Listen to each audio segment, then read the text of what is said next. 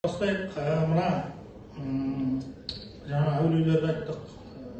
Бұл киелі қоныс, мынау ғайып атасы, ислам атасы, сейіт иша, былай қарай шықсам қаншама әулиелердің тізбегі жалғасып кетеді. Мынау Ақшұра Тұрандан ары қарай анау Қостамын, ұстамыз, Кенті бабаңыз, Сұлтан Өтпе, Шақпақ ата, Қапам атаға қарай кете берсеңіз, не бір тылсым тарих, не бір шындықтарға тап боласыз.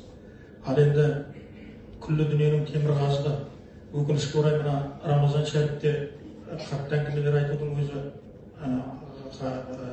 ыңғайсыз болмайтын нәрсе. Жалпы қай кезде де өрескел әңгіме айту, одағай әңгіме айтудың өзі жараспайтын нәрсе ғой адам баласына, ақыл иесіне. Оның ішінде Рамазан шәріпте бәрінен де тыйыласың. Бірақ Жұмекен айтқан, жау деп оған отан жауын ғана міндет. Отаныңа жау келе жатырса, тіліңе келе жатырған жау болса, онда ешқандай ымырасыз, мігірсіз шайқасқа дайын болуың керек. Қазір соншама ақыр заманның құтырғаны, күллі дүниенің темірқазығы болған Қожа Ахмет Яссауи бабамызды жоққа шығарушылар пайда болып, осы Рамазан айының өзінде балапыт әңгімелер жазылып жатыр мынау әлеуметтік желіге. Сондықтан сол ұлтымыздың есін жиғызған тарихтың тұлғай топалаңынан біз тіліміз арабтанып, бүкіл руханиятымыз парсыланып, түркі тілі мүшкіл халге түсіп, сондай қазіргі жағдай сияқты болып, екі талай болып тұрған кезде түркі тілін қағып, сілкіп, күллі адамзаттың төріне шығарған.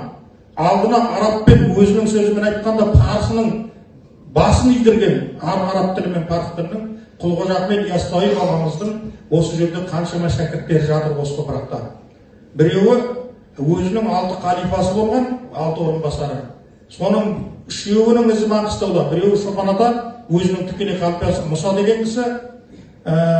Біреуі Дәністан ата, өзінің інісі, туған ағасы Садыр Шейхтің баласы. Әзірет Сұлтан бабамыздың туған ағасы Садыр Шейх, әлгі көне шалдардың жырындағы Маңғыстаудың ойында Дәністан деген тау екен, Дәністанның басында Түркістанда оқыған 38 бала екен. Дәністанның атасы Садыр Шейхтан екен деп біздің адайдың шалдары жырлаған. Сол Садыр Шейх Қожа Ахмет Яссауи бабамыздың кәдімгі Қара Шашан Ыбырайым ата мен Қара Шашанадан туған ағасы. Сол Дәністан атамыздың 9 ордасы Маңғыстауда. Ал енді тағы бір қалипасы Хакім ата Қоңыратта жатыр. Сол Хакім атамыздың 3 перзенті Маңғыстауда, үшеуі де осы түп Қарағанды территориясында. Мұхаммед Әмин, Асқар Мауд, Сұлтан Құбби деген 3 баласы. Сұлтан Құбби супері біздің Сұлтан деп жүрген атамыз, сол кісі. Міне, сол Сұлтан Құбби атамызға арнаған бір өлеңімді оқып берейін. Бұл кісі жаңағы 6-7 жасында түнде жоқ болып кетеді. Таң алдында келеді, үстінің бәрі мына білек арқасы, омырауының бәрі қан болып келеді. Сосын балам қайда жүрсің деп сұрайды ғой әкесі. Сосын айтады, мынау теңізге батып бара жатқан адамдар жәрдем сұрап кемелер. Соларды тартып алып келдім, суырып алып келдім деп. Сол 6-7 жасында кереметін көрсетіп, судың пірі болған ғой. Бұл кісіні Махаббат дариясының ғауасы деп атаған әулиелер әлемі. Махаббат дариясының сүңгуірі, яки Құдайға ғашықтық дариясының сүңгуірі болған адам, мына Сұлтан Өтпе бабамыз, содан кейін ижазат сұрайды ғой, ижазат рұқсат сұрайды, рухани ілімді таратуға, Маңғыстауға. Сол кезде кереметімді көрсет дейді. Сонда кереметіне риза болса, батасын береді екен. Сонда таң намазыңды Байтул Харамнан оқытсам бола ма дейді әкесіне, Хакім атаға, Сүлеймен Бақырғалиға. Болады дейді. Таң намазын дәрет алайын деп далаға шықса, Байтул Харам есігінің алдында тұр екен дейді. Сөйтіп, Құдайдың құдіреті Қағбаны көшірген дүниеде 3 әулие болған, соның 2-еуі қазақтың топырағында, 1-еуі осы бабамыз. Сұлтан Құбби баласы Хакім атаның Бақырғаннан сапарға шықсам, тәуеп етіп Қағбамды, босағасын сахарда тұтсам, көріп ханнан маңнанды, Сүлеймен Бақырған. Қоңырат түні, толған ай нұр тұнған жерең, кіреді бала кепеге шырағын ала, не қылған қандыр, неліктен жыртылған денең мезгілсіз қайдан жүрсің деп сұрады бала. Байыппен жауап берді Хакім атаға, сұрағаннан соң адамдар хаттан демелі, жылағаннан соң барлығы жетін отада, сүйреп шығарды теңізге батқан кемені.